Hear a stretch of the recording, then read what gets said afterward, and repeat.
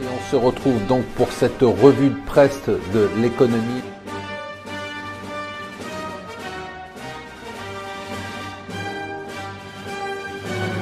Bonjour et bienvenue sur Mon Financier pour la revue de presse de l'Écho. Nous sommes le vendredi 14 avril, une journée un peu particulière, c'est Good Friday. Les marchés sont donc fermés, on va avoir un long week-end de fermeture sur les marchés. Après une semaine en demi-teinte, on en a beaucoup parlé hier, mais on finit la semaine avec des indices en légère baisse, une volatilité quand même en forte hausse, des taux d'intérêt qui sont en légère baisse, une ruée vers les valeurs refuges, le yen avec le dollar qui baisse, on en a parlé, l'or, les emprunts d'État.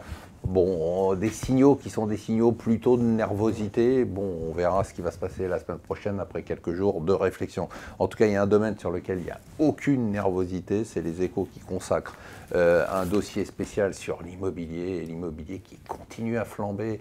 Aucune incertitude, aucune crainte des Français, ils se ruent sur l'immobilier, malgré l'incertitude des élections. Enfin, il a fallu quelques jours, on a commencé nous à vous alerter depuis quelques jours, les médias sortent un peu de leur Mélenchon mania, de leur Mélenchon béatitude et commencent à s'intéresser un petit peu au programme et passent au-delà du il est sympa, c'est marrant, il est rigolo, il était sympa au débat, c'est un type qui insulte plus les journalistes. Et ils se sont quand même aperçus qu'il avait un programme économique qui était juste totalement affolant et qu'en plus il veut nous faire rejoindre l'alliance bolivarienne. Alors quand on lit ce que nous explique le New York Times sur ce qui se passe au Venezuela, je peux vous dire que vous n'avez vraiment pas envie de rejoindre l'alliance bolivarienne.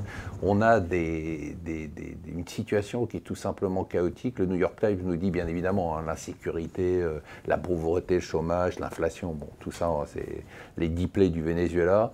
Mais maintenant, on aurait même la possibilité d'un défaut, un défaut qu'a essayé de repousser le Venezuela en tapant dans ses réserves, et notamment ses réserves d'or, et en allant emprunter de l'argent à la Chine. Mais pour l'instant, ça marche, mais ça pourrait s'arrêter du jour au lendemain, puisqu'on parle des élections, un dossier qui est intéressant. Que vont devenir les vaincus des présidentielles, nous dit le Parisien aujourd'hui. Bon, je peux vous dire une chose, c'est qu'ils seront tous quasiment au chômage. Sans dévoiler le contenu du dossier, ce week-end, il y a le référendum en Turquie.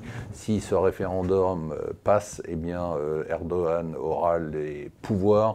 Les économistes disent que c'est un pas vers la dictature. Le mot est fort, mais il est juste. Et enfin, on termine par le football. Je ne suis pas un spécialiste du football, mais les Chinois, eux, sont devenus des spécialistes du football. Après avoir pris un ticket dans l'OL, les voilà qui rachètent le Milan AC de Berlusconi pour la modique somme de 740 millions d'euros. Voilà, ce soir, ne ratez pas, on fait un best-of de C'est votre argent, très spécial, où on va reprendre toutes les thématiques les plus fortes des dernières semaines avec tous nos Jedi de l'économie et de la finance. Voilà, je vous souhaite une bonne journée, je vous souhaite un bon week-end.